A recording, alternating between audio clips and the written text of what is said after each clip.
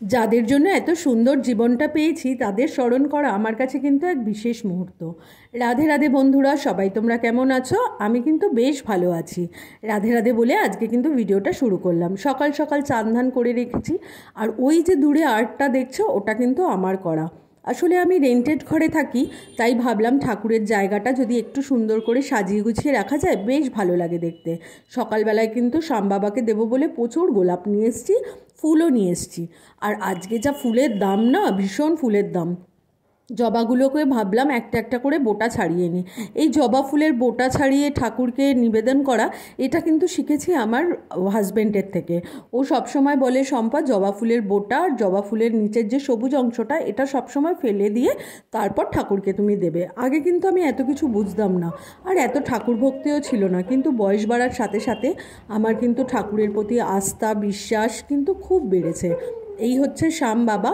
শ্যাম বাবাকে একটু না আতর চড়িয়ে নিলাম এবং ফুলগুলোতেও আতর দিয়ে দিলাম। আসলে আতর কিন্তু শ্যাম বাবার খুব প্রিয় একটা জিনিস।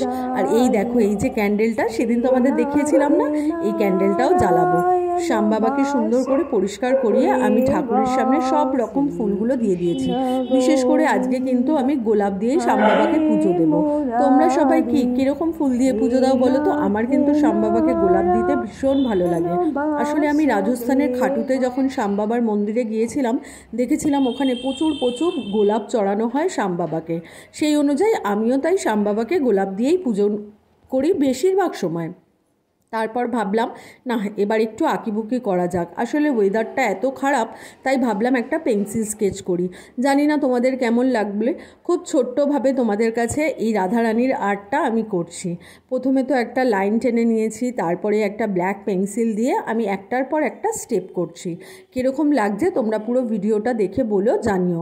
আর শোনো, সবাই কিন্তু ভিডিও দেখছো, চ্যানেলটা সাবস্ক্রাইব করছো না কেন গো? আমি কি খুব খারাপ তোমরা যে চ্যানেল সাবস্ক্রাইব করছো না?